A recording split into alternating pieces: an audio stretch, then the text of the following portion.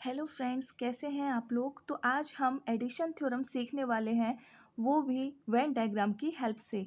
जी हाँ, आपने सही सुना। आज हम एडिशन थ्योरम का पूरा प्रूफ वेन डायग्राम की हेल्प से सीखने वाले हैं।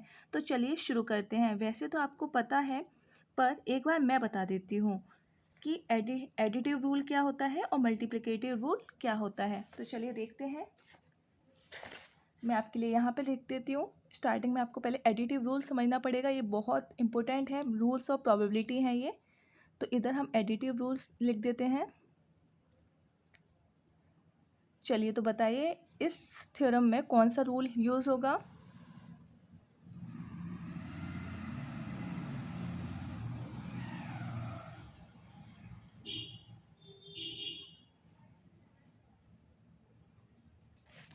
ठीक है, एडिटिव रूल में हम क्या पढ़ते हैं, ए और बी।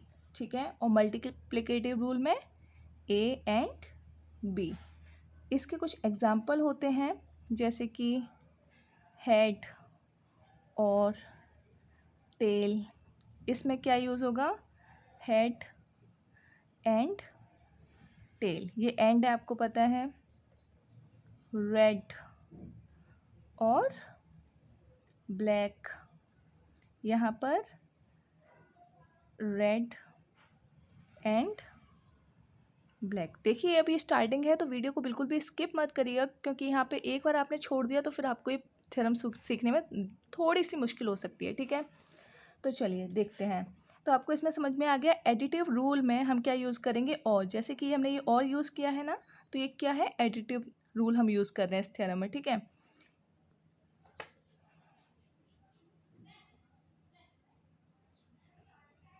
इसीलिए इस थ्योरम का नाम एडिशन थ्योरम है, क्योंकि हम इसमें और यूज़ करेंगे। ये इसके एग्जाम्पल है, हेड और टेल, रेड और ब्लैक। इस पर वीडियो में नेक्स्ट बनाने वाली हूँ, इसलिए चैनल को सब्सक्राइब कर लीजिएगा, ताकि कोई भी वीडियो आपसे मिस ना हो और आप अपने एग्ज़ाम में काफ़ी अच्छा स्कोर कर पाएँ। ठीक है,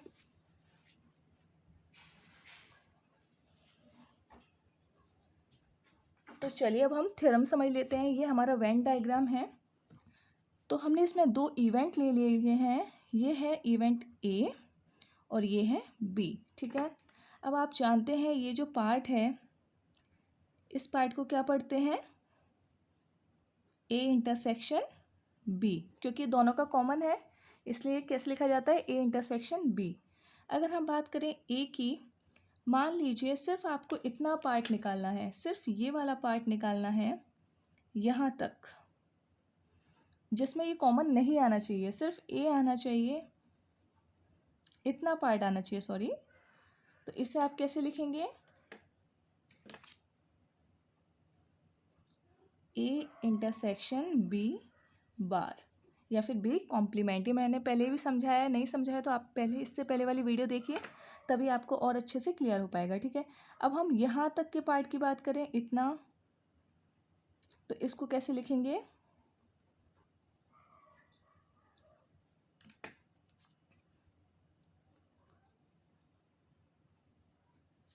ए कॉम्प्लीमेंट इंटरसेक्शन बी। देखो एक थ्योरम मैं काफ़ी इजी तरीके से समझाऊंगी, तो प्लीज़ वीडियो में बने रहिए, तब आगे डिसाइड करिए कि आपको समझ में आया नहीं। ठीक है, अब हम इस वेन डायग्राम की हेल्प से अपनी ये थ्योरम प्रूफ करने वाले हैं। तो चलो लिखते हैं, फ्रॉम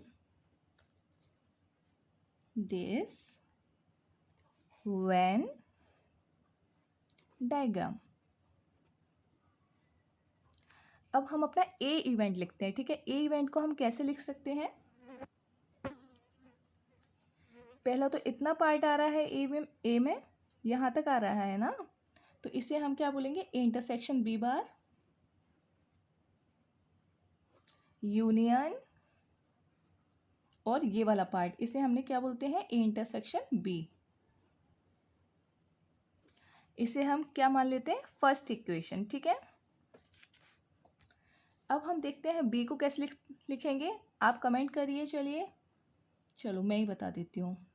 इसको पहले बी में क्या है, ए इंटरसेक्शन बी वाला part union A bar intersection B. ठीक है, ये कौन सी इक्वेशन हो गई, सेकेंड।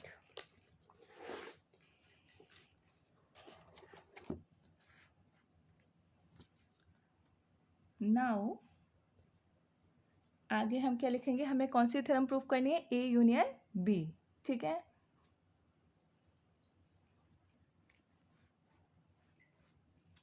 तो ए यूनियन बी क्या होगा,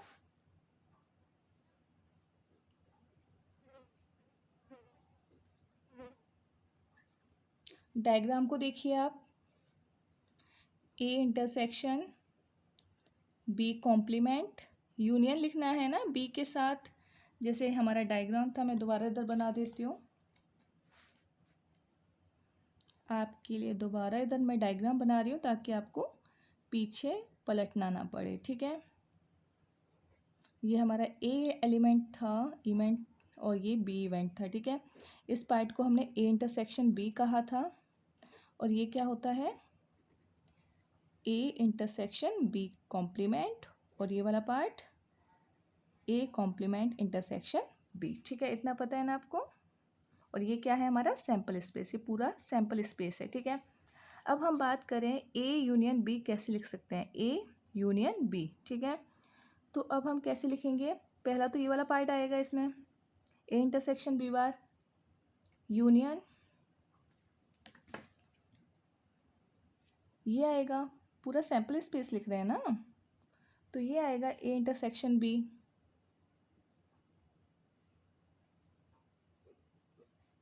यूनियन ये वाला पार्ट, ठीक है।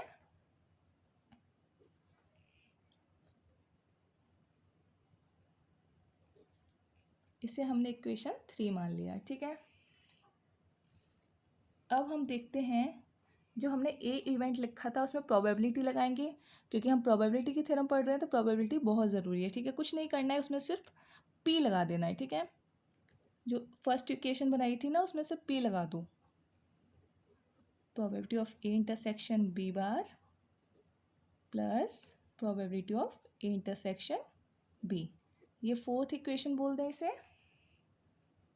अब बी में भी पी लगा दीजिए, probability of A intersection B plus probability of A complement intersection B. यहाँ तक समझ में आया, ठीक है। अब आपको पता है कि हम ए कॉम्प्लीमेंट बी को क्या लिख सकते हैं, अगर नहीं पता है तो इससे पहले वाली वीडियो देखिए, मैंने उसमें अच्छे से एक्सप्लेन किया है, ठीक है। तो इसको आप लिख सकते हो P A intersection A complement intersection B को क्या लिख सकते हो, मैं यहाँ पे समझाती हूँ। इसको आप क्या लिख सकते हो, पी, ये बी वाले पार्ट में से इसे माइनस करोगे तो निकल आएगा ना, ए बार इंटरसेक्शन बी, बिल्कुल निकल आएगा। तो इसे हम बोल सकते हैं P B minus P A intersection B, ऐसे समझ लीजिए। जिसके ऊपर ये लगा हुआ है ना उसे माइनस करना है आपको, ठीक है। किस में से, जिसके ऊपर नहीं लगा है, तो बी के ऊपर नहीं लगा है तो पी बी में से ए वाला पार्ट इसके साथ कॉमन है, उसे माइनस कर दो, ठीक है। इतना समझ में आ गया, ओके गुड। तो हम इसे इधर लिख लें, ये आपको यहाँ पे समझाया था, मैं यहाँ पे लिख देती हूँ, क्योंकि ये भी आपका एक थ्योरम का पार्ट है, ठीक है। इसे आपको बिल्कुल भी स्किप नहीं करना है। इसको हमने फिफ्थ इक्वेशन मान ली, ये आपके समझाने के लिए था, ठीक है। अब ऑल्सो अब हम कैसे लिखेंगे, हमें probability of A union B निकालना है ना, तो probability of A union B equals to क्या थी, हमने स्टार्टिंग में पहला पॉइंट लिखा था, याद करो, probability of A intersection B bar, यही तो है। इसमें भी तो पी लगाना पड़ेगा, जब सब में पी लगाया है तो इसमें पी लगा देते हैं, बी बार यूनियन को हम क्या बोलेंगे, plus probability of A intersection B plus probability of A complement intersection B, ठीक है। अब देखते हैं बाय यूजिंग इक्वेशन 4 एंड 5। अब 4 इक्वेशन क्या बोली है, यहाँ पे P A intersection B bar दिया है, plus probability of A intersection B को क्या डिनोट किया गया है, पी ए। ध्यान से देखिए, इतनी इक्वेशन यही तो 4 में बताई गई है, फोर्थ इक्वेशन में इतना पार्ट यहाँ पे क्या दिया है, पी ए, ये दिया है ना, तो इसे ही यहाँ पे लिख दो, क्या हो जाएगी, probability of A union B equals to, इसे हम पूरे पार्ट को पी ए लिख सकते हैं ना, प्लस अब यहाँ पे देखिए इस वाले पार्ट को यहाँ पे क्या बोला गया है, ये, ठीक है पूरा। तो इसे हम यहाँ कॉपी कर देंगे, पेस्ट कर देंगे, ठीक है। जैसे आप कॉपी पेस्ट करते हैं ना, वही यहाँ कर दीजिए। लीजिए आपकी इक्वेशन तैयार हो गई। यही तो बोला गया था कि आपको बताना है प्रोबेबिलिटी ऑफ ए और का मतलब यूनियन बी, ए और बी की प्रोबेबिलिटी क्या होगी, तो probability of A plus probability of B minus probability of A intersection B. लीजिए यहाँ पे आपकी थ्योरम तैयार हो चुकी है। मुझे पूरी उम्मीद है कि ये थ्योरम आपको बहुत अच्छे से समझ आई होगी और ये सभी एग्ज़ाम के लिए काफ़ी ज़रूरी होती है, चाहे आप बीए में हो, बीएससी में हो, या फिर 10th या 12th में स्टैटिस्टिक्स पढ़ रहे हो, या किसी कॉम्पिटिटिव एग्ज़ाम की तैयारी कर रहे हो। ये आपको बहुत हेल्पफुल करने वाली है ये वीडियो। तो इसे लाइक करिए, सब्सक्राइब करिए चैनल को, क्योंकि आगे इसके एग्जाम्पल की वीडियो भी जल्द ही आने वाली है। और अपने दोस्तों के साथ शेयर करिए ताकि आप सब अच्छा स्कोर कर पाएँ और उनको भी ये स्टैटिस्टिक्स की जो वीडियो है, जो काफ़ी कम कंटेंट बना हुआ है, आपको मिलता नहीं है, वो यहाँ से आप इजीली गेन कर पाएँ, ठीक है। Okay, thank you.